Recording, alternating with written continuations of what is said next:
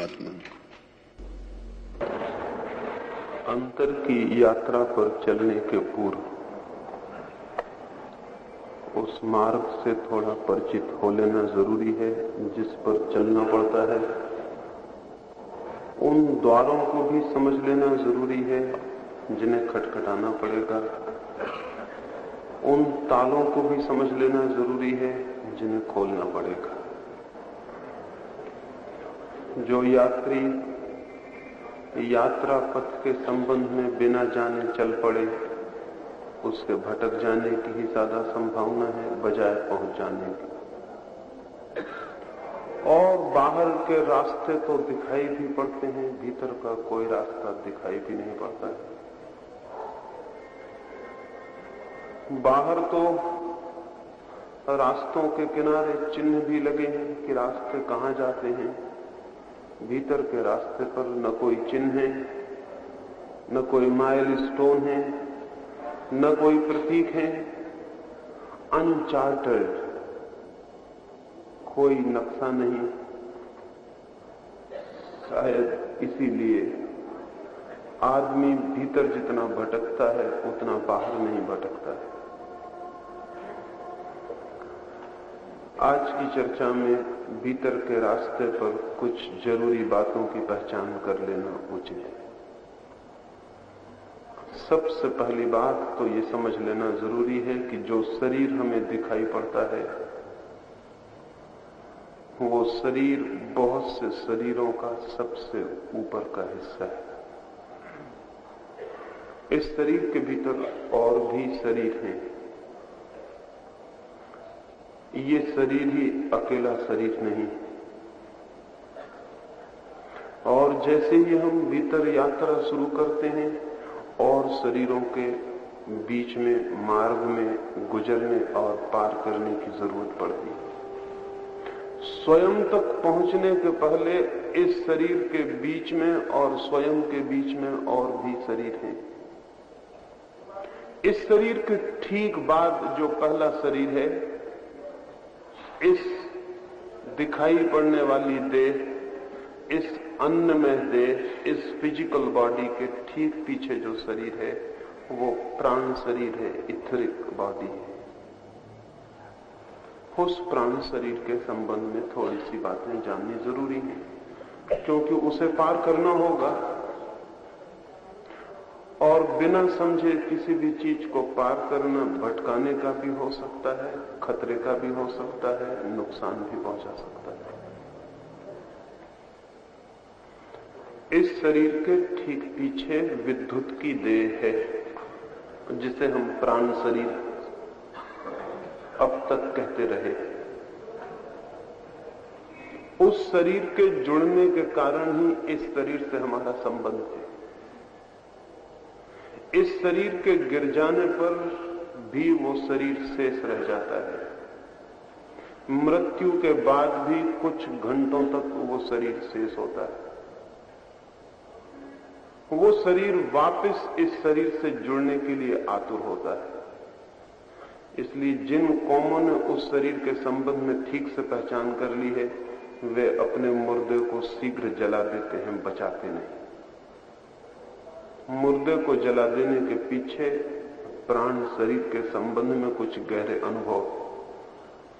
जैसे ही शरीर जल जाता है प्राण शरीर का आकर्षण शरीर के प्रति समाप्त हो जाता है। अन्यथा प्राण शरीर आत्मा को लेकर शरीर के आसपास, मृत शरीर के आसपास ही भटकेगा। भटकने की बहुत संभावना है। ये जो शरीर के पीछे प्राण शरीर है, ये शरीर बहुत अद्भुत है। और इसके पहले कि हमें विद्युत के संबंध में कुछ भी पता चला था, साधकों को इस शरीर के विद्युत में होने का पता चल गया। इसलिए हजारों वर्षों से साधक लकड़ी के तख्ते का उपयोग करता है या शेर की खाल का उपयोग करता है या मृग चर्म का उपयोग करता है। प्राण शरीर के निकट से गुजरने पर अगर शरीर से विद्युत के बाहर निकल जाने की संभावना हो तो नुकसान पहुंच सकता है, मृत्यु भी हो सकती है। ये अनुभव बहुत पहले ख्याल में आ गया। ये भी ख्याल में आ गया कि उस विद्युत शरीर के कारण ही स्त्री और पुरुष में फर्क है। ये जो ऊपर का शरीर में जो भेद दिखाई पड़ता है, ये भेद गौण है। असली भेद पुरुष और स्त्री के प्राण शरीर में। पुरुष का प्राण शरीर पॉजिटिव है, स्त्री का प्राण शरीर नेगेटिव है। पुरुष के शरीर की जो विद्युत है वो विधायक है, स्त्री के शरीर की जो विद्युत है वो नकारात्मक है, और यही उन दोनों के बीच आकर्षण का कारण है। लेकिन जैसे ही कोई व्यक्ति ध्यान में प्रविष्ट होना शुरू होता है, प्राण शरीर का जो आकर्षण है, प्राण शरीर की जो तीव्रता है, प्राण शरीर की जो विद्युत है, वो क्रमशः क्षीण होती चली जाती है और अंतर्मुखी होने लगती है। जिस दिन प्राण शरीर की विद्युत धारा अन्नमय शरीर की तरफ न बहकर अंतस के दूसरे शरीरों की तरफ बहने लगती है, उसी क्षण व्यक्ति न पुरुष रह जाता है न स्त्री। उसके चित्त में स्त्री पुरुष होने का कोई प्रश्न समाप्त हो जाता है। बुद्ध एक पहाड़ के पास कुछ दिनों तक साधना करते थे। रात थी, पूर्णिमा की रात थी। नगर से कुछ लोग आए थे। वो एक वेश्या को भी ले आए थे, जंगल में आनंद के लिए, मंगल के लिए, प्रमोद के लिए। वे नशे में धुत होकर नाचने लगे। उन्होंने उस वेश्या के सारे वस्त्र भी छीन लिए। उन्हें नशे में डूबा हुआ देखकर वो नग्न स्त्री भाग गई। जब उन्हें थोड़ा होश आया तो हैरान हुए। वो उस स्त्री को खोजने निकले। राह पर तो कोई नहीं मिला। उस जंगल में सिवाय बुद्ध के कोई भी न था। वे एक वृक्ष के नीचे साधना में बैठे थे। उन लोगों ने जाके बुद्ध को हिलाया और कहा, भिक्षु, यहां से जरूर तुमने किसी स्त्री को भागते देखा होगा। रास्ते पर चरणों के चिन्ह हैं। वो स्त्री नग्न थी, वेश्या थी। हम पूछ सकते हैं कि वो कहां गई, किस ओर गई? बुद्ध ने कहा, कोई भागता हुआ जरूर निकला था, लेकिन वो स्त्री थी या पुरुष, ये मेरे लिए थोड़ा बताना कठिन है। 10 साल पहले तुम आए होते तो मैं बता सकता था। जब से मेरे भीतर का पुरुष क्षीण हो गया, तब से बाहर की स्त्री को ख्याल करूं तो ही दिखाई पड़ सकती है, अनायास नहीं। फिर उसने वस्त्र पहने थे या नहीं, ये भी मुझे पता नहीं। जब से अपने शरीर पर ही वस्त्रों के होने न होने का पता नहीं चलता, तब से दूसरे के शरीर पर वे वस्त्र हैं या नहीं, ये भी सवाल मिट गया है। बुद्ध ने कहा, जो हम होते हैं वही हमें बाहर दिखाई पड़ता है। लेकिन मैं तुमसे पूछता हूं कि मित्रों, तुम उसे क्यों खोज रहे हो? क्या ये अच्छा ना होगा इस शांत और पूर्णिमा की भरी रात में तुम अपने को खोजो? पता नहीं उन लोगों ने सुना या नहीं। कहते हैं लोग, सदा कहते रहते हैं, अपने को खोजो। कौन सुनता है? हम सब किसी और की खोज में दौड़ते रहते हैं। और ये खोज भी अगर हम बहुत गौर से समझेंगे, ये दूसरे की खोज भी हमारे प्राण में शरीर की ही खोज। प्राण में शरीर अधूरा है, या तो पॉजिटिव है या नेगेटिव है। वो दूसरे शरीर को खोजता है जिसके साथ मिलके पूरा हो सके। वो अधूरा है, आधा है। आधा शरीर आधे की खोज करता है और मांग करता है, इसलिए दूसरे की खोज चल रही है। ये जो विद्युत शरीर है हमारे भीतर, ये हमारे इस देह शरीर से 7 स्थानों से संयुक्त है। उसके 7 जगह से कांटेक्ट फील्ड हैं, संपर्क स्थल हैं। उन संपर्क स्थलों का नाम ही चक्र है। इस शरीर को वो विद्युत का शरीर 7 जगह छूता है, स्पर्श करता है, और उन 7 जगह से ही इस शरीर को, उस शरीर के द्वारा शक्ति मिलती है, प्राण मिलता है, जीवन मिलता है। इन 7 चक्रों के संबंध में भी थोड़ी बात जान लेनी जरूरी है,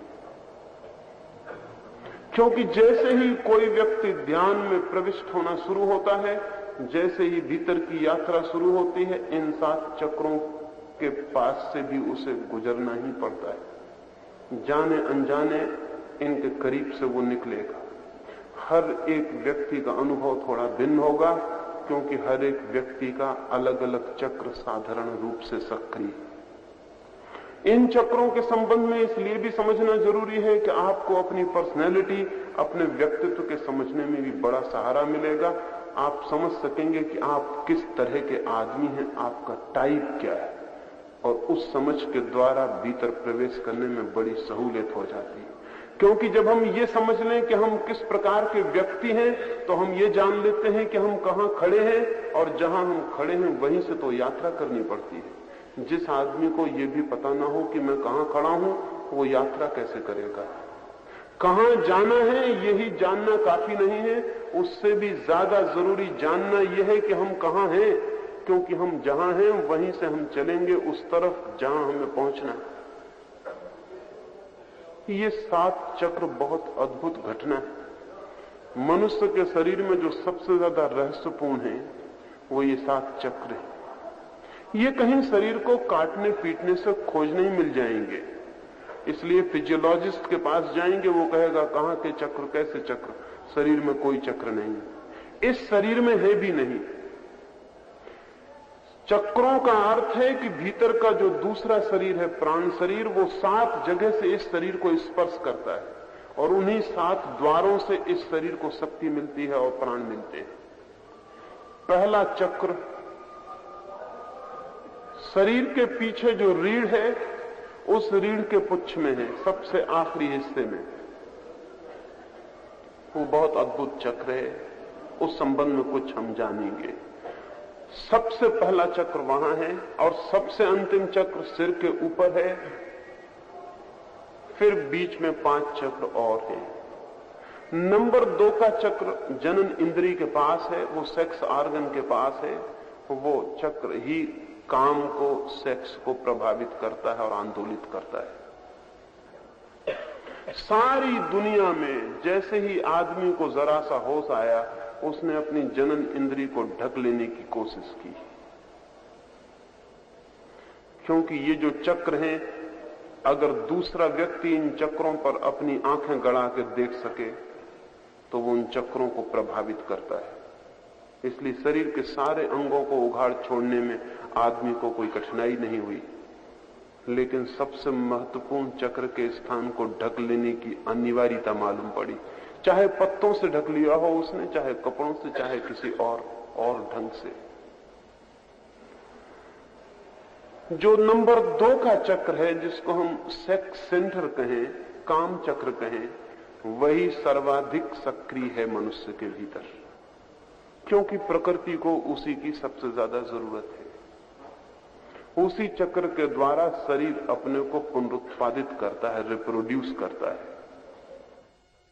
उसी के द्वारा व्यक्ति नए नए शरीरों को जन्म देने की तीव्रता और आकुलता से भरता है। जनन की सारी प्रक्रिया उसी चक्र के द्वारा चल रही है।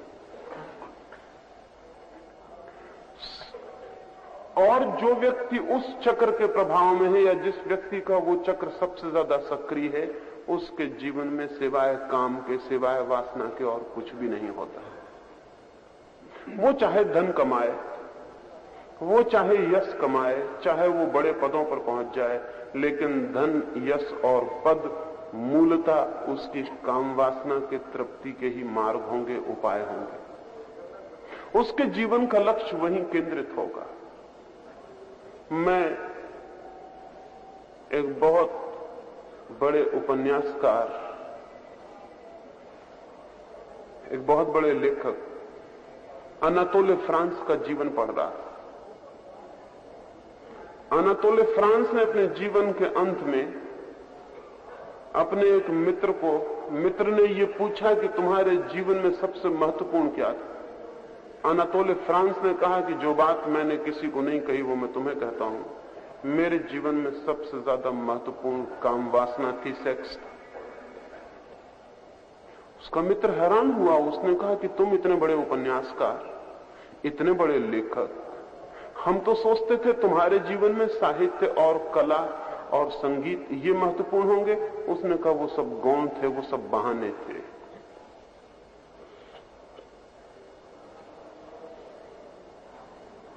अगर हम अपने व्यक्तित्व के बाबत खोजबीन करना चाहते हैं तो हमें पहली खोजबीन ये करनी चाहिए, हमारे व्यक्तित्व का केंद्र क्या है, हम कहां जीते हैं। और हमारे व्यक्तित्व का जो केंद्र हो वो सूचना होगा इस बात की कि हमारे शरीर में कौन सा चक्र सर्वाधिक सक्रिय है और महत्वपूर्ण। और ये भी ध्यान रहे कि जो चक्र महत्वपूर्ण होगा हम उसी के माध्यम से पूरे जीवन को देखेंगे, पहचानेंगे, समझेंगे। हम कुछ और नहीं समझ सकेंगे। खजुराहो की मूर्तियां हैं। अमेरिका से एक बहुत बड़ा चित्रकार उन मूर्तियों को देखने आए। मेरे एक मित्र विंध्य प्रदेश में मंत्री थे, शिक्षा मंत्री थे। उनको खबर की थी केंद्रीय सरकार ने कि जाके उस अमेरिकी चित्रकार को खजुराहो की मूर्तियां दिखाएं। वो मित्र बहुत डरे हुए थे।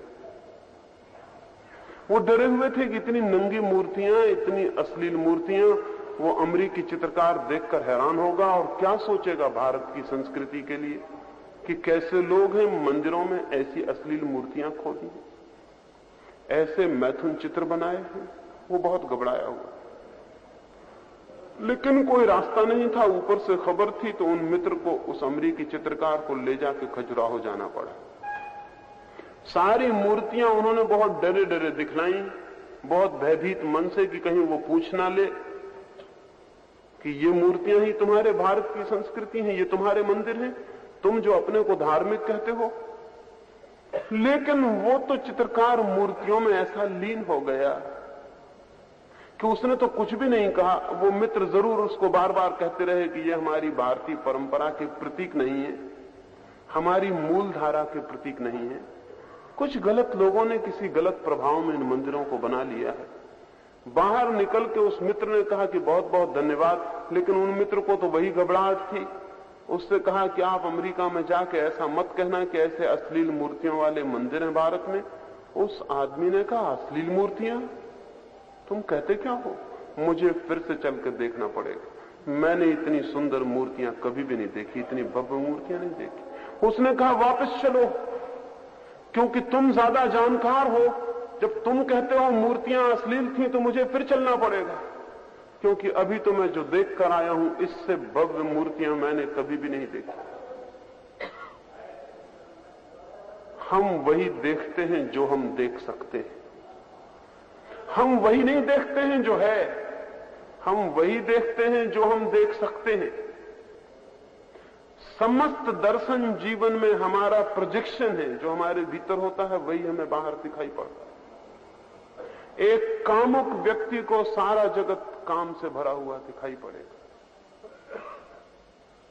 एक ईश्वर उपलब्ध व्यक्ति को सारा जगत ईश्वर से भरा हुआ दिखाई पड़ेगा। एक क्रोधी व्यक्ति को सारे जगत में सभी लोग क्रोधी मालूम पड़ेंगे। एक प्रेमी व्यक्ति को सारा जगत प्रेम से आंदोलित मालूम पड़ेगा।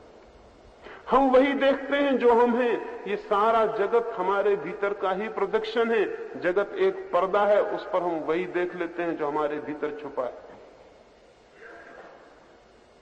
तो अगर किसी व्यक्ति को जीवन में चारों तरफ सेक्स और काम दिखाई पड़ता हो तो उसे जानना चाहिए कि उसके निजी व्यक्तित्व में सेक्स का केंद्र सर्वाधिक सक्रिय है। और वो है, क्योंकि प्रकृति को उसकी जरूरत है। प्रकृति को आपके और किसी केंद्र की इतनी जरूरत नहीं है जितनी सेक्स के केंद्र की जरूरत है, क्योंकि वो उसी के द्वारा नए शरीरों को जन्म दे सकती है। पशुओं में वही एक केंद्र सक्रिय है और कोई भी केंद्र सक्रिय नहीं। आदमियों में भी अधिक आदमियों में वही केंद्र सक्रिय है, लेकिन दूसरे केंद्र भी सक्रिय हो सकते हैं। और ये ध्यान रहे, जब तक सेक्स का केंद्र ही सक्रिय है तब तक हम में और पशु में बुनियादी फर्क नहीं। पोटेंशियली फर्क है कि हमारे दूसरे केंद्र सक्रिय हो सकते हैं लेकिन वो सक्रिय है नहीं। और आमतौर से आदमी वहीं जीता, उसका साहित्य उठा के देख डालें तो 100 में से 99% साहित्य काम के आसपास घूमता है, सेक्स के आसपास घूमता है। ये बड़ी आश्चर्य की बात है।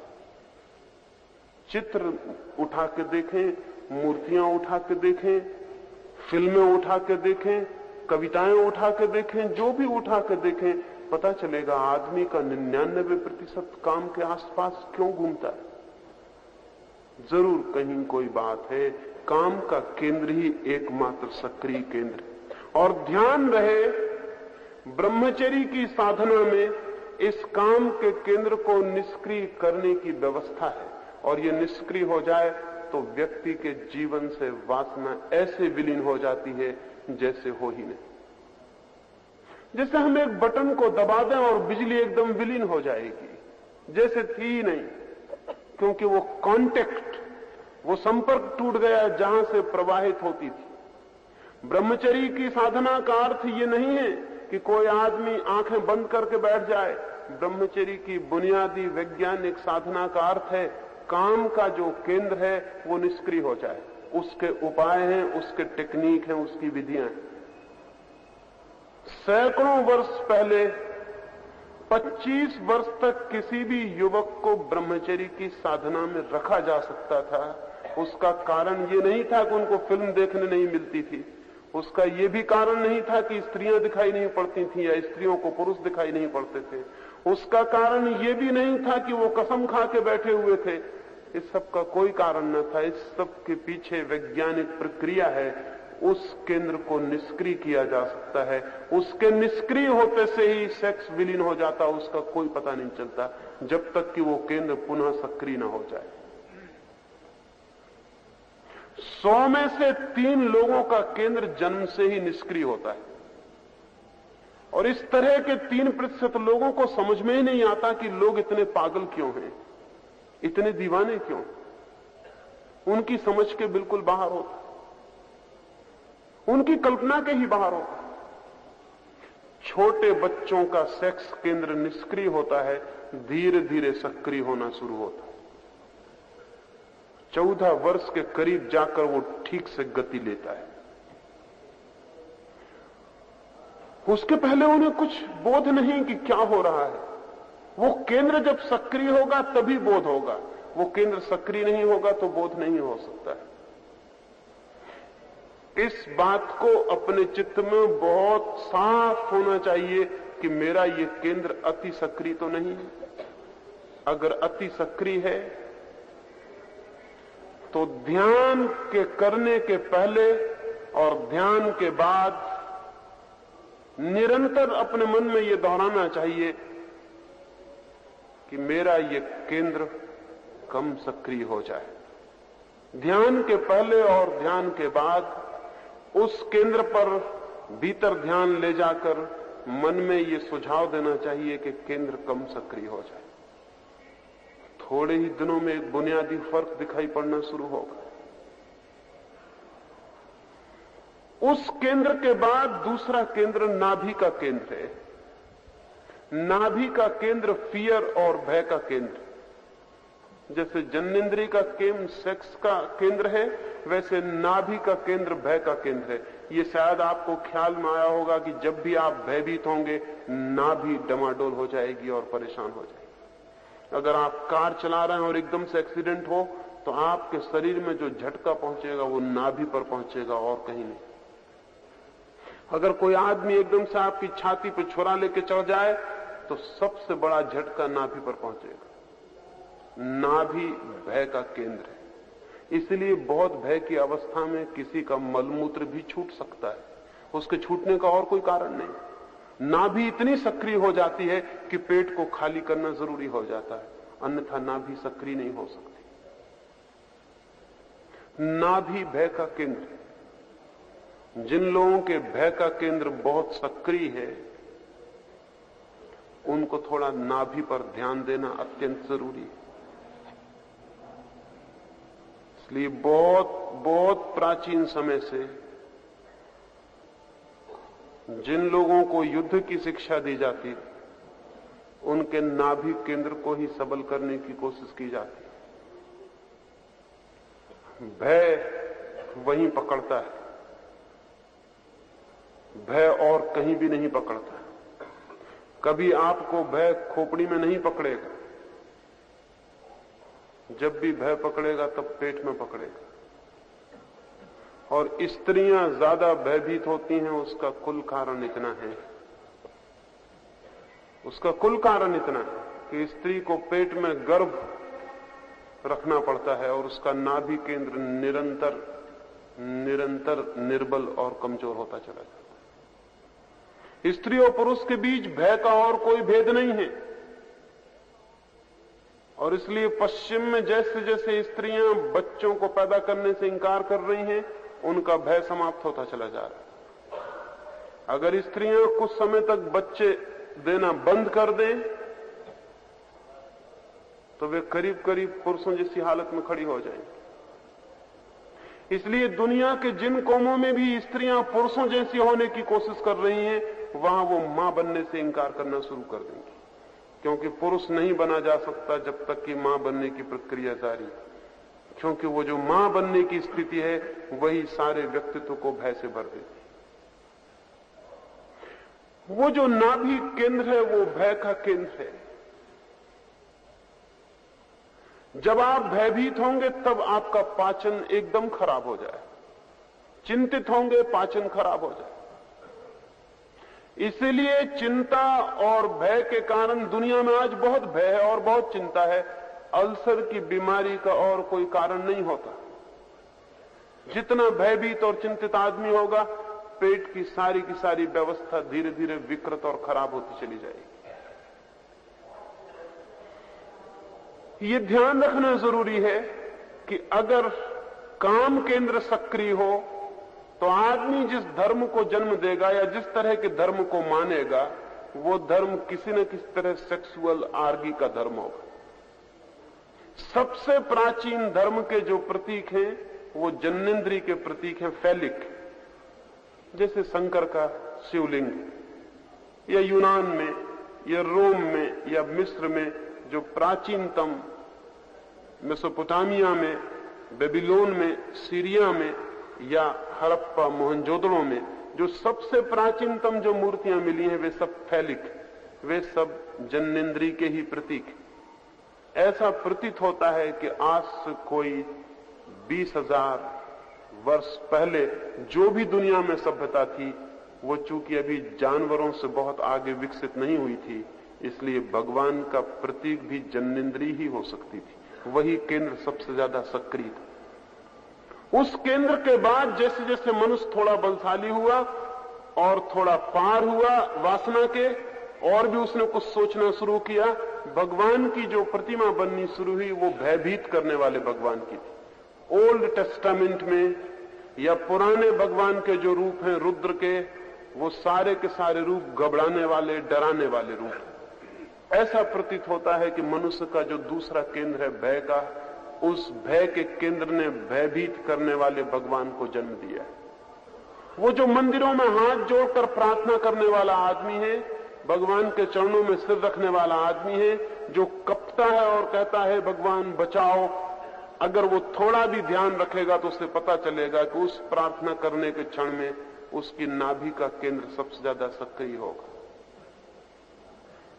दुनिया जितनी शिक्षित होगी, जितना दुनिया में भय कम होगा, उतना ही पूजा और प्रार्थना करने वाले धर्म जमीन से अपने आप समाप्त होते चले जाएंगे, क्योंकि वे धर्म नाभि के केंद्र से विकसित होते हैं। अगर नाभि का केंद्र मजबूत हुआ तो वो विलीन हो जाएगा। मंदिरों में पुरुषों की बजाय स्त्रियां ज्यादा दिखाई पड़ती हैं, उसका कोई और कारण नहीं है, उनका नाभि का केंद्र पुरुषों से ज्यादा अच्छी है। जहां एक पुरुष होगा वहां कम से कम 4 स्त्रियां मंदिर में होंगी। सारे मंदिर स्त्रियां चलाती, सारे साधु संतों को स्त्रियां चलाती। भय वाला भगवान उन्हें अपील करता है, उन्हें सार्थक मालूम पड़ता है। इस पर ध्यान जाना जरूरी है कि जो आदमी भी जीवन में बहुत भयभीत हो, उसे ध्यान के साथ नाभि के केंद्र पर थोड़े प्रयोग करने जरूरी होते हैं। उस केंद्र को मजबूत करने के सुझाव देने जरूरी होते हैं। और ये बड़े मजे की बात है कि ये केंद्र चूंकि प्राणों के केंद्र हैं, विद्युत के केंद्र हैं, ये मात्र सुझाव से परिवर्तित हो जाते हैं। इनके लिए कुछ और करना नहीं पड़ता। उसके बाद तीसरा केंद्र हृदय का केंद्र है, वो राग का केंद्र है, मोह का केंद्र है, लगाव का केंद्र है। जो लोग तीसरे केंद्र से प्रभावित होते हैं वे किसी न किसी तरह के भक्ति वाले धर्म में दीक्षित हो जाएंगे, जहां राग मोह उस तरह के आसक्ति की पकड़ने की संभावना हो। ये तीसरे केंद्र पर भी ध्यान रखना जरूरी है, इसे भी समझ लेना जरूरी है कि वो क्या क्या कर सकता है। वो भी बहुत सक्रिय है, पूरब के मुल्कों में बहुत सक्रिय है, पश्चिम के मुल्कों में कम होना शुरू हुआ है। इसलिए पश्चिम के मुल्कों में परिवार टूट रहा है। परिवार के टूटने को कभी नहीं रोका जा सकता पश्चिम में, जब तक कि उनके हृदय के केंद्र को मजबूत करने की कोई वैज्ञानिक प्रक्रिया में दीक्षित न किया जाए। परिवार वहां टूटता ही चला जाएगा, क्योंकि राग का केंद्र टूट गया है, या टूट रहा है, या शिथिल हो गया, या निष्क्रिय। पूरब के मुल्कों में भी घटना शुरू हो गई। और ये भी ध्यान रहे कि ये केंद्र भी पुरुष की बजाय स्त्री का ज्यादा सक्रिय है, इसलिए परिवार को बनाने वाला पुरुष नहीं है, परिवार को बनाने वाली स्त्री। इस भूल में कोई न रहे कि परिवार पुरुष ने निर्मित किया है। पुरुष परिवार निर्मित कर ही नहीं सकता। परिवार पुरुष के बावजूद निर्मित हो गया है। पुरुष तो परिवार से प्रतिपल भागने की चेष्टा में रत है, वो तो प्रतिपल भाग जाना चाहता है। उसका कोई राग का केंद्र उतना तीव्र नहीं है। स्त्री ने सारी की सारी सभ्यता खड़ी की है, परिवार और घर उसने खड़ा किया है। पुरुष जन्म से खानाबदोश है, वो भटकने वाला है, वो भटकता रहे उतना सुखी होगा, जितना भटके उतना सुखी होगा। स्त्री एक जगह खूंटी गाड़ के बैठ जाना चाहती है, भटकना उसे बहुत कठिन मालूम पड़ता है। भटकना उसके मन की बात नहीं है। कहीं वो लगाव बांध ले, कोई छोटी जमीन हो, कोई छोटा मकान हो जहां वो बैठ जाए। और इसीलिए परिवार, कैसा ही परिवार हो, पुरुष उसमें कभी भी केंद्र नहीं है, वो उसकी परिधि पर घूमता रहता है, उसकी परिधि स्त्री बन जाती है। वो जो केंद्र है राग का, उस केंद्र पर भी विचार करना समझना जरूरी है कि मेरे व्यक्तित्व में वो बहुत महत्वपूर्ण है या नहीं। अभी मैं सिर्फ समझा रहा हूं कि ये केंद्र क्या काम करते हैं, फिर हम आगे उसकी बात को सोच सकते हैं कि उनसे और क्या काम लिया जा सकता है। उस केंद्र के बाद कंठ का केंद्र है। ये केंद्र व्यक्तित्व को वाणी देता है, विचार भी देता है। और जिन लोगों का कंठ का केंद्र बहुत सक्रिय है, उनका जीवन अक्सर सिर्फ विचार करने में, बातचीत करने में खो जाता है, वे कुछ और नहीं कर पाते। मौन की साधना इस कंठ के केंद्र को निष्क्रिय करने की साधना है। उसके बाद कल जो मैंने ध्यान करने के लिए कहा था, दोनों आंखों के बीच वो छठवां केंद्र है, वो आज्ञा चक्र है। वो बहुत महत्वपूर्ण चक्र है। उस चक्र के द्वारा ही व्यक्ति अपने व्यक्तित्व को रूपांतरित करता है या रूपांतरित कर सकता है। लेकिन हमारे आज्ञा चक्र भी बहुत क्षीण है। हम अपने को कोई आज्ञा ही नहीं दे सकते हैं। अगर एक आदमी रात को तय करता है कि कल सुबह 4 बजे उठूंगा, सुबह 4 बजे पाता है कि वो खुद ही कह रहा है कि आज रहने दें, बहुत सर्दी है, फिर कल देखेंगे। सुबह उठ के पछताता है और कहता है कि मैंने तय किया था कि 4 बजे उठना है, फिर ये क्या हो गया, आज कसम खाता हूं कि आज जरूर उठूंगा, अब भूलूंगा नहीं। 4 बजे फिर रात, और फिर वो अपने को कहता है कि नहीं, आज जाने दो, फिर कल देखेंगे। सुबह फिर पछताता है। बात क्या है? एक आदमी एक वचन देता है और पूरा नहीं करता, एक आदमी तय करता है ये करूंगा और नहीं कर पाता है। इस सब के पीछे कारण क्या है? इस सब के पीछे एक ही कारण है, वो जो आज्ञा चक्र है, संकल्प का जो विल का केंद्र है, वो विल का केंद्र हमारा एकदम शिथिल है या ना के बराबर। वो जो मैंने कल कहा कि ध्यान करते वक्त दोनों आंखों के मध्य में ध्यान होना चाहिए, वहां ध्यान होने से आप जो भी करेंगे वो मजबूती से और गहराई से भीतर प्रविष्ट होगा। ध्यान वहां रहेगा तो जितनी तीव्रता से आप जो भी करना चाहते हैं वो कर सकेंगे। या आपने ख्याल किया होगा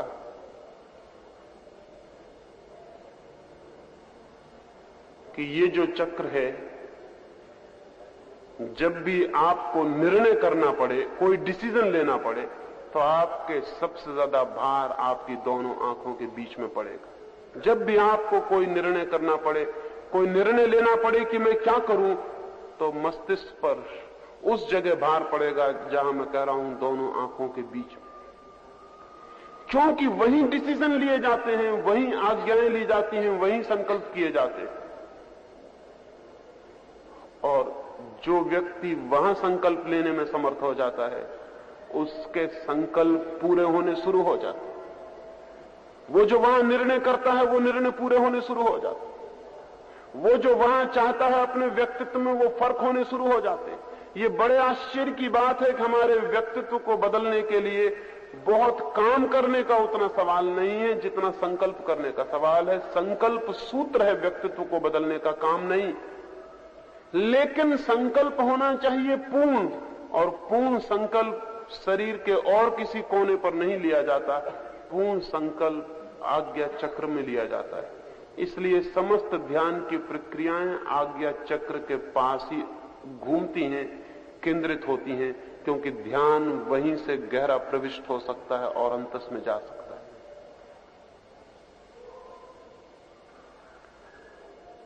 अगर आप अफ्रीका के जंगली आदमियों से पूछें, या ऑस्ट्रेलिया के बुशमैन से पूछें, या अमेज़न के जंगलों में रहने वाले आदिवासी से पूछें, तो आप हैरान हो जाएंगे एक बात जानकर।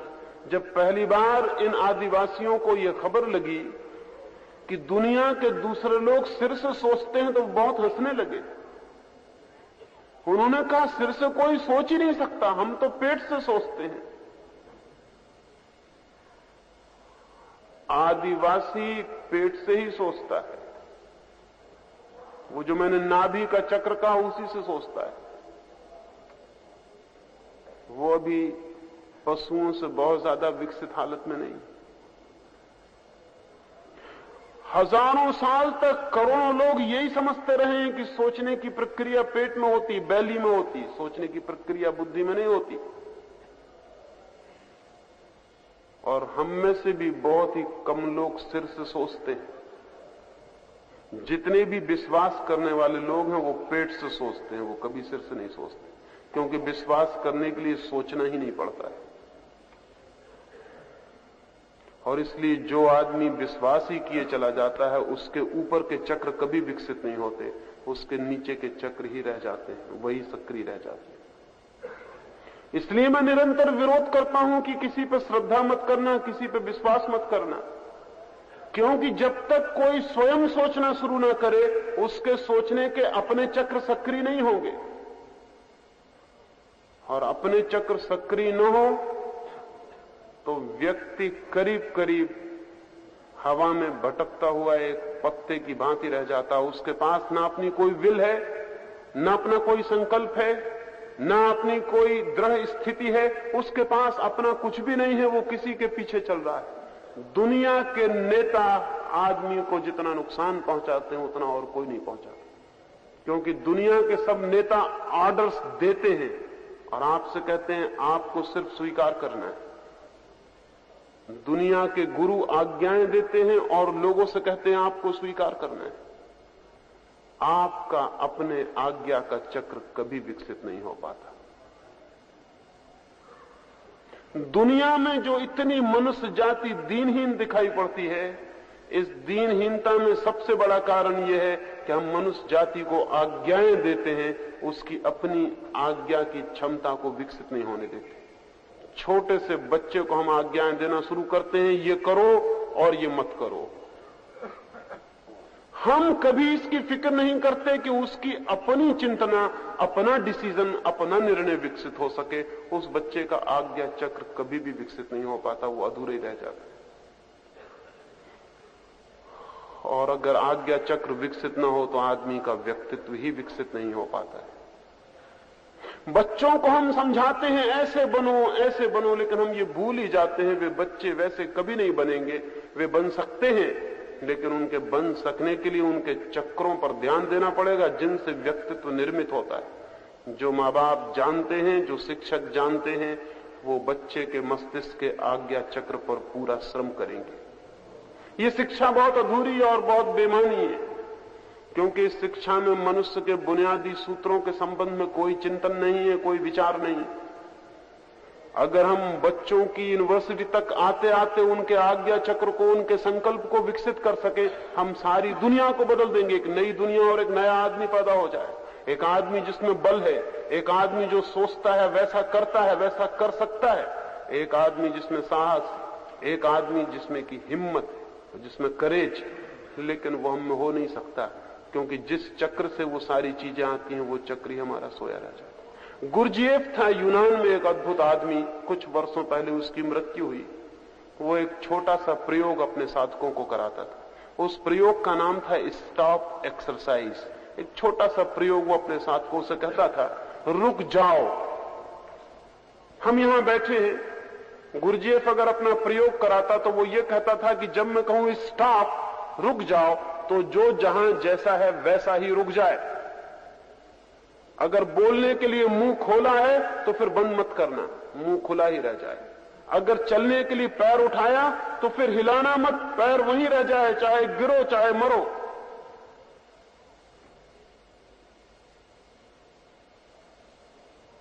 क्यों? ये क्या पागलपन की एक्सरसाइज है?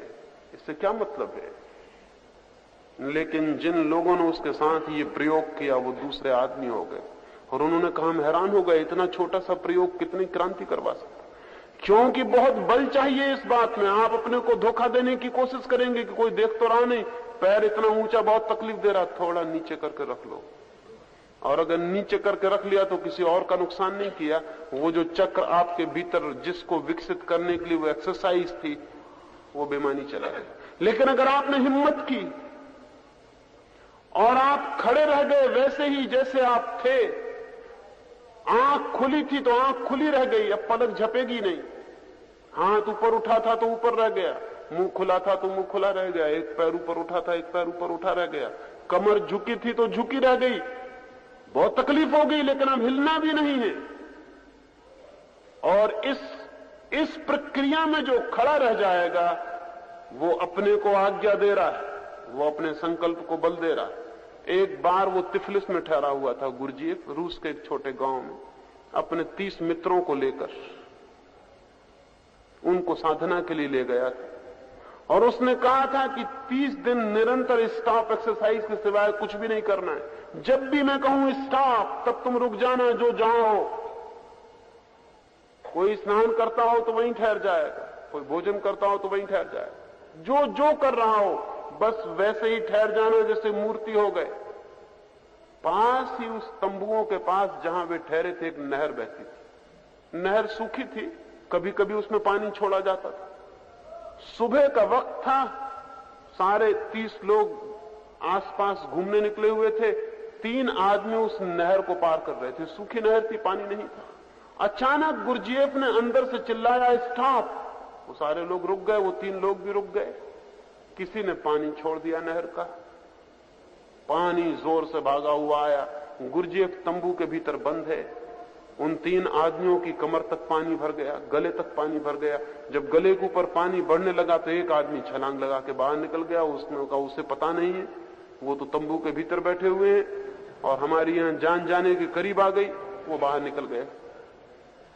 उसे पता नहीं कि उसने एक मौका चूक गया, एक मौका, जबकि पूरा शरीर कह रहा था कि हट जाओ बाहर। तब सिर्फ संकल्प कह सकता था कि नहीं हटते हैं, जान दांव पर लगाते हैं लेकिन बदलेंगे नहीं।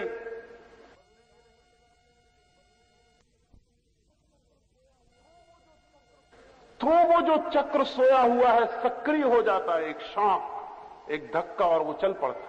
लेकिन वो चूक गया, वो बाहर कूद गया। अक्सर लोग कूद जाएंगे, आप भी होते तो कूद गए होते, उसने कुछ गलती नहीं की थी। 2 व्यक्ति रह गए, फिर इसके बाद मुंह तक पानी आ गया, और जब नाक तक पानी आया तो दूसरे ने भी सोचा कि अब खतरा है, वो भी छलांग लगा के बाहर हो गए। लेकिन तीसरा आदमी खड़ा रहा। खतरा उसको भी दिखाई पड़ा, अंधा नहीं था, जान जाने की नौबत दिखाई पड़ी, मौत सामने आ गई, पानी सिर के ऊपर से निकल गया। लेकिन उसने कहा कि अब जो भी हो जाए, जो तय किया है तो तय किया है। गुरजिए भागा पागल की तरफ तंबू के भीतर से। वो नहर तो जान के छुड़वाई गई थी। कूदा पानी में, उस आदमी को बाहर निकाला।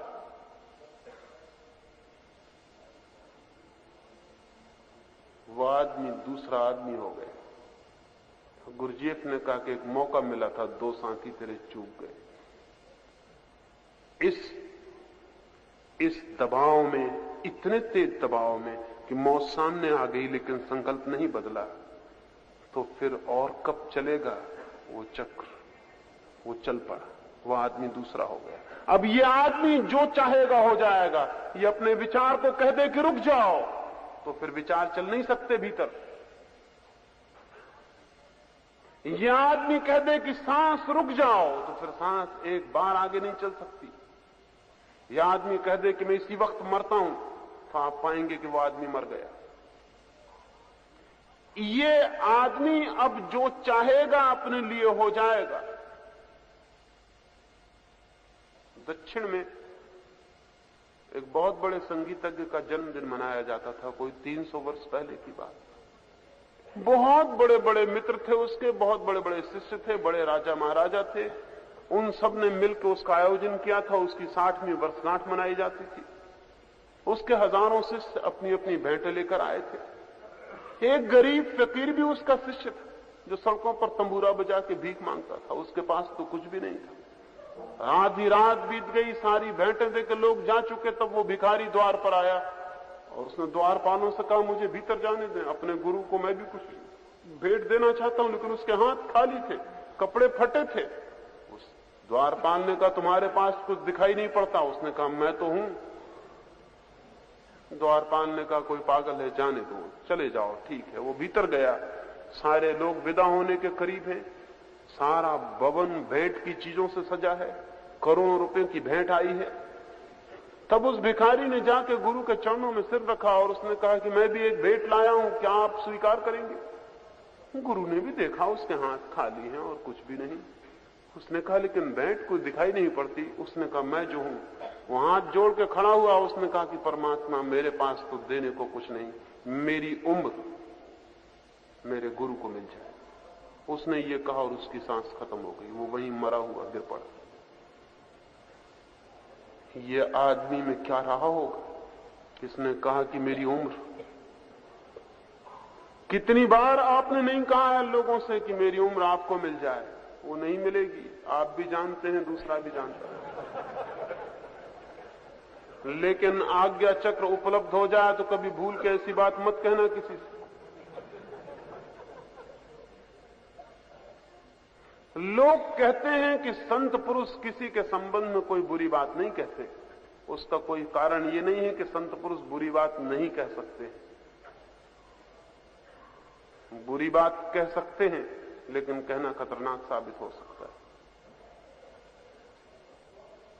उतने संकल्प से निकली बात सार्थक हो सकती है। उतने संकल्प से दिया गया विचार बहुत सजीव हो जाता, उसमें एक ऊर्जा और एक शक्ति मिल जाती। हम कहते हैं लोगों से कि मन शांत नहीं होता, बहुत बैठते हैं, बहुत ये करते हैं, मन तो अशांत रहता है, चंचल रहता है। रहेगा, क्योंकि आपको पता ही नहीं कि इसको कहा जा सकता है रुक जाओ और इसे रुकना पड़े। लेकिन रुक जाओ में कोई बल तो चाहिए। जीसस के बाबत मैंने सुना है, जीसस और उनके 2 मित्र एक झील पर एक नाव में सवार, जोर का तूफान आ गया और जीसस सो रहे हैं एक कोने में उनके मित्रों ने आके हिलाते हैं कि नाव डूबने के करीब है, खतरा है, उठिए, और आप सो रहे हैं। जीसस कहते हैं कि मैं तो अभी थोड़ा सो लूं, रात भर का थका हूं, खतरा है तो तुम जूझो। लेकिन नाव डूबने के करीब होने लगी, अब डूबी। वो मित्र फिर आए, उन्होंने बड़ा क्रोध भी आया कि हम मर रहे हैं, डूब रहे हैं, और यह आदमी सो रहा है। जाके जीसस को उठाया। जीसस ने कहा जाओ और झील को कह दो कि शांत हो जाओ। उन्होंने कहा पागल हो गए हो, झील किसी की मानती? जीसस ने कहा अगर तुम्हारे भीतर की झील तुम्हारी मानती हो तो बाहर की झील भी मान सकती, लेकिन अपने भीतर की झील पर ही कोई भरोसा नहीं, कोई विश्वास नहीं, तो बाहर की झील से क्या कहेंगे? कहानी बड़ी मधुर है। जीसस झील के पास गए और कहा कि चुप हो जा, शांत हो जा। और कहानी कहती झील शांत हो गई, वो तूफान खो गया। बाहर की झील हुई हो या न हुई हो ये सवाल नहीं है, लेकिन भीतर के झील के बाबत मैं भी आपको यह आश्वासन दिलाता हूं कि अगर एक बार कहने का बल आ जाए और भीतर कोई मुड़ के कह दे कि बस, तो भीतर सन्नाटा छा जाता है जिससे कोई तूफान नहीं, कभी था ही नहीं। लेकिन हम रोते धोते चिल्लाते हैं, बहुत सामायिक करते हैं, प्रार्थना करते हैं, नमोकार पढ़ते हैं, न मालूम क्या क्या करते हैं, कुछ होता नहीं, होगा भी नहीं। क्योंकि हो सकता है एक चक्र के सक्रिय होने से, विल संकल्प के सक्रिय होने से, वो तो नहीं है, वो नहीं है। फिर हम कहते हैं वो सब थोथा पड़ जाता है, वो कहीं जाता ही नहीं। जो भी हम चाहते हैं वो सिवाय इस चक्र के और कहीं से भीतर प्रवेश नहीं कर सकता है। इसलिए ध्यान में उस चक्र पर जोर से नजर रखनी। और ये बड़े रहस्य की बात है कि जितनी गहरी उस पर नजर हो उतनी ही शीघ्रता से वो सक्रिय हो जाता है। चक्रों को सक्रिय करने का उपाय उन पर अटेंशन, उन पर ध्यान देना है। जिस चक्र पर ध्यान जाएगा वही चक्र सक्रिय हो जाएगा। इसका आपको शायद पता भी नहीं होगा कि अगर आप अपनी नाड़ी पर हाथ रख के गिनती करें तो जितनी गिनती निकलेगी, फिर दोबारा नाड़ी पर पूरा ध्यान देके गिनती करें और आप पाएंगे कि नाड़ी की गति बढ़ गई। सिर्फ ध्यान देने से गति बढ़ जाएगी। ध्यान नाड़ी पर दिया और गति बढ़ी। आप श्वास पर बैठ के 5 मिनट ध्यान दें और आप पाएंगे कि श्वास गहरी हो गई। चक्रों के मामले में तो और भी अद्भुत बात है, जिस चक्र पर ध्यान देंगे वही सक्रिय हो जाएगा। ध्यान चक्र का भोजन, फ्यूल। पेट्रोल डाल दिया गाड़ी में और गाड़ी चल पड़ी। अकेले नाम से नहीं चलेगी गाड़ी, हालांकि मैंने ऐसी अफवाह सुनी है। एक बार ऐसा हुआ कि फोर्ड की एक दुकान में एक आदमी कार खरीदने गए। उसने जो गाड़ी पसंद की उसको दिखाने के लिए मैनेजर वो कार निकाल के बाहर गया। 5-7 मील जाके वो गाड़ी एकदम झटका खा के बंद हो गई। उस देखने वाले ग्राहक ने कहा कि बड़ी हैरानी की बात है, नई गाड़ी और एकदम बंद हो गई 7 ही मील चल के, ये नहीं चलेगा। मैनेजर ने अपने ड्राइवर को कहा कि जरा गौर से देख, पेट्रोल डाला भी था कि बिना डाले ले आया। उस ड्राइवर ने कहा पेट्रोल तो डालना भूल ही गए, नई गाड़ी है, पेट्रोल तो बिल्कुल है ही नहीं, कभी डाल ही नहीं गया। वो ग्राहक हैरान हुआ, उसने कहा फिर 7 मील कैसे आई? उस मैनेजर ने कहा इतना तो फोर्ड के नाम से चल जाती, लेकिन गाड़ी वाड़ी चल जाती होगी, नाम लेने से चक्र नहीं चलने वाला। वहां कुछ करना पड़ेगा, उसको फ्यूल देने की जरूरत है, और फ्यूल एक ही है। चेतना के जगत में, कॉन्शसनेस के जगत में ध्यान एकमात्र भोजन है, एकमात्र शक्ति। इसलिए मैंने कहा कि वो मैं कौन हूं का तीव्र स्मरण करते समय ध्यान होना चाहिए आज्ञा चक्र पर। और आप अनुभव करेंगे, और 15 मिनट आज हम प्रयोग करेंगे। उसके पहले आप अपने सिर पर हाथ रख के थोड़ा देख लेना, और 15 मिनट के बाद हाथ रख के देखना, आप पाएंगे कि उतनी जगह, थोड़ी सी जगह गर्म हो गई है, बाकी हिस्सा गर्म नहीं। वो जब भीतर कुछ चलता है तो बाहर तक गर्मी आ जाती।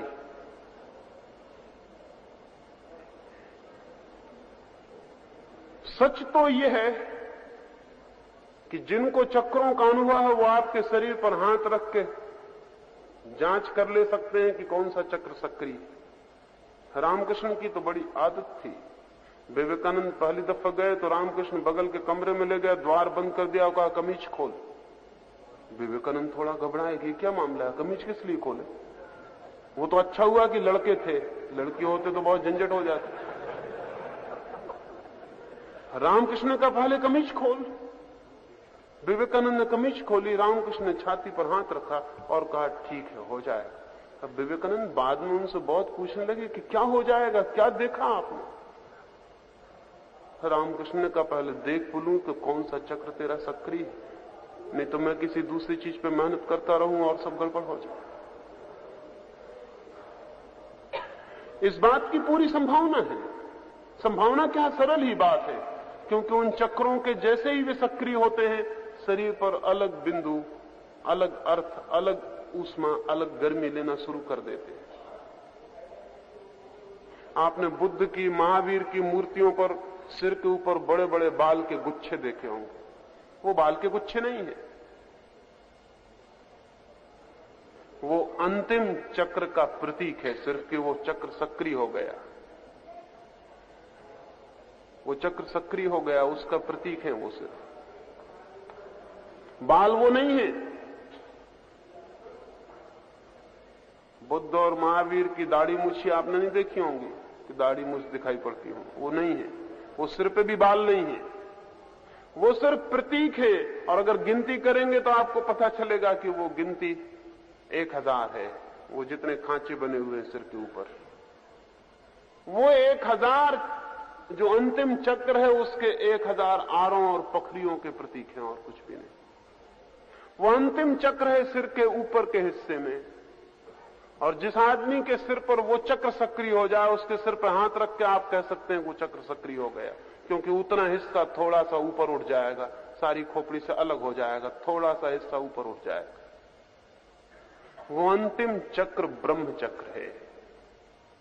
आज्ञा चक्र के बाद वो है, और आज्ञा चक्र से ही उसमें प्रवेश मिलता है। वो चक्र सक्रिय हो जाए तो व्यक्ति इस शरीर से दूसरे शरीर को बिल्कुल पृथक करने में समर्थ हो जाता है। तब उसे ज्ञात होता है कि मैं ये शरीर नहीं, मैं कुछ और हूं। ये 7 चक्र हैं। इनकी मैंने बात क्यों की? इनकी मैंने इसलिए बात की ताकि आपको ख्याल में आ सके कि आपका केंद्रीय चक्र कौन सा है। एक आपको समझ बूझ पूर्वक ध्यान कर लेना चाहिए, और जो आपका केंद्रीय चक्र हो उससे ऊपर के चक्रों में बढ़ने की कोशिश शुरू करनी चाहिए। और आज्ञा चक्र पर सर्वाधिक जोर देने की जरूरत है, क्योंकि उसके बिना आध्यात्मिक साधना में कोई गति नहीं हो सकती। ये ध्यान रहे कि नाभि के नीचे के चक्र सिर्फ नाभि के नीचे ही नहीं है, नीचे के चक्र भी हैं, नीचे चक्र भी हैं। नाभि के ऊपर के चक्र सिर्फ ऊपर ही नहीं है शरीर में, व्यक्तित्व के ऊपर के विकास के भी चक्र। जो चक्र जितने ऊपर है वो उतने ही ऊपरी विकास का सबूत है।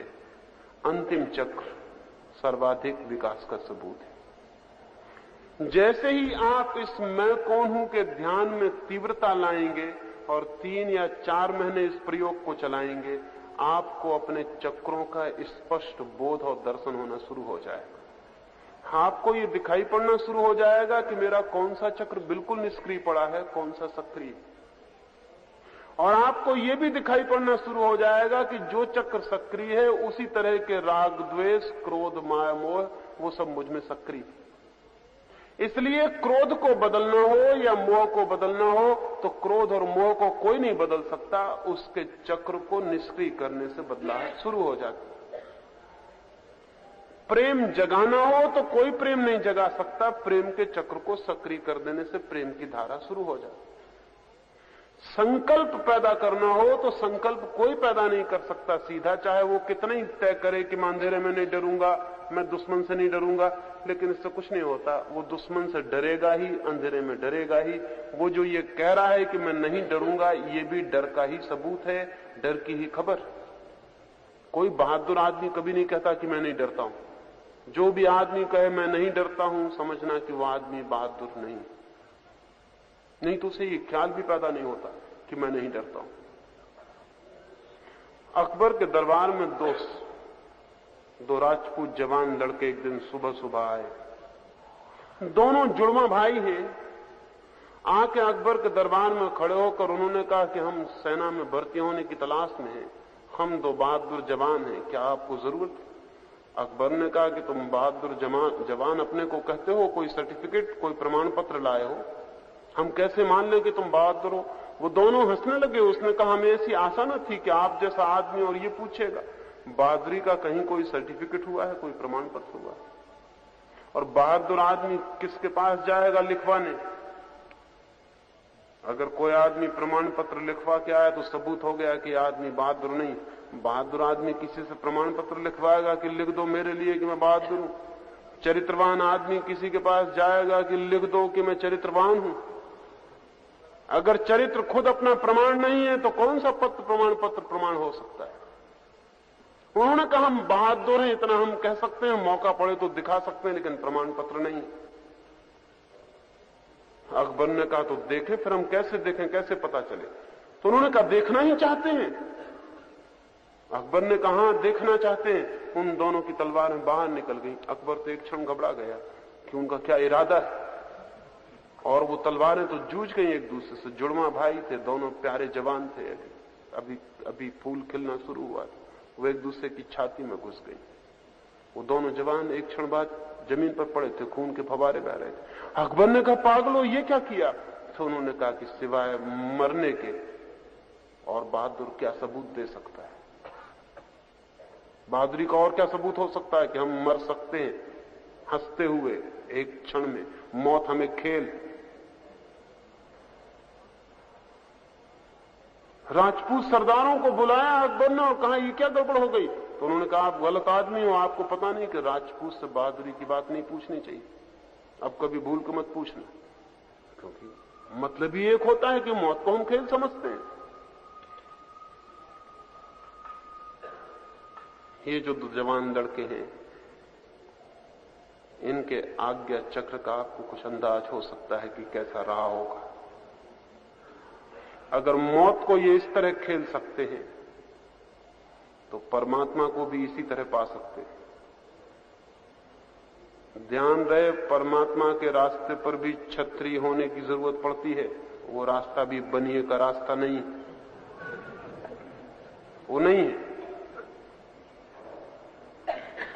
वो रास्ता भी एक साहस से भरे हुए संकल्पवान आदमी का रास्ता है। इसलिए दुनिया जितनी कम छतरी होती चली गई है, उतना ही परमात्मा से हमारा संबंध समाप्त होता चला गया। दुनिया आज वणिक के हाथ में है, वैश्य के हाथ में। आज हम कह सकते हैं कि 20वीं सदी बनिए की सदी है। आज दुनिया में ताकतवर वो है जो चालाक दुकानदार। अगर हम ऐसा इतिहास को उठा के देखें तो शायद इतिहास के प्राथमिक चरण और तरह के व्यक्तित्व से प्रभावित रहे।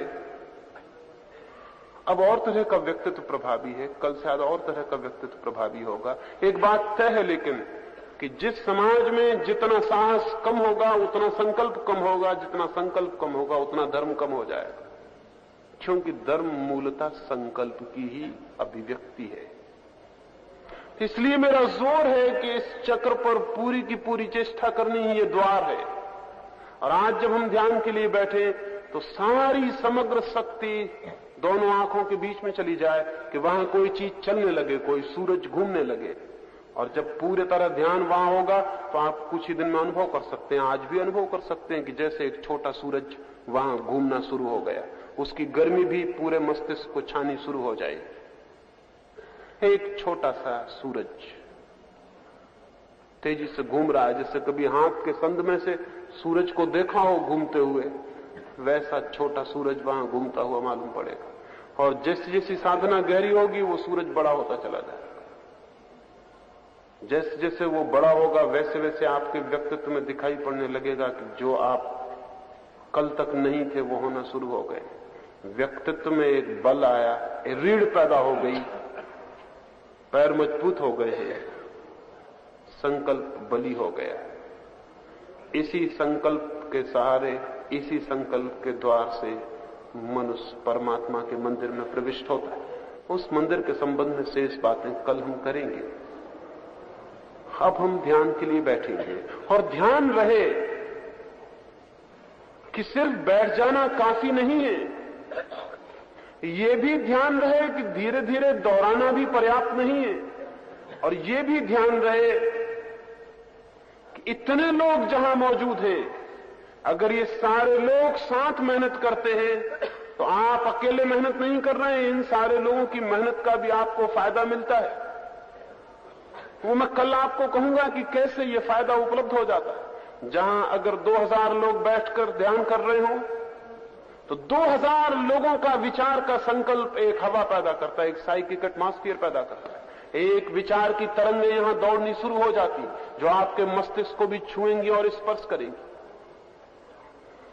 विचार आपके भीतर ही नहीं चलता है, उसकी खबरें, उसकी लहरें आपके चारों तरफ फैलनी शुरू हो जाती। लेकिन हिंदुस्तान में कभी भी सामूहिक प्रार्थना विकसित नहीं हुई, और हिंदुस्तान के धर्मों में एक बुनियादी कमियों में से एक कमी कही जा सकती कि हिंदुस्तान के धर्मों ने कोई सामूहिक प्रार्थना विकसित नहीं की। सामूहिक ध्यान का अद्भुत अर्थ है, जो एक व्यक्ति अकेले में नहीं कर पाएगा वो सारे लोगों के साथ आसानी से संभव हो सकता है। इसलिए इस मौके को ऐसे मत खो देना कि ठीक है बैठे, अकेले भी आप बैठेंगे अपने घर में, लेकिन ये मौका बहुत अद्भुत है। 2000 लोग भी आपके साथ हैं। आपको पता नहीं कि अगर आप अकेले दौड़ रहे हो तो ये दौड़ना एक बात है, और 2000 लोग साथ दौड़ रहे हो, उनके हाथ आपको छू रहे हो, उनके पैर आपको छू रहे हो, उनकी आवाजें आपको सुनाई पड़ रही हो, तो ये बात दूसरी। मैंने तो यहां तक सुना है कि मिलिट्री के जनरल्स पुल पर से गुजरते वक्त सैनिकों को एक साथ पैर गिराने की मनाही कर देते, क्योंकि अगर पैर एक साथ गिर रहे हो तो पुल के गिर जाने का डर है।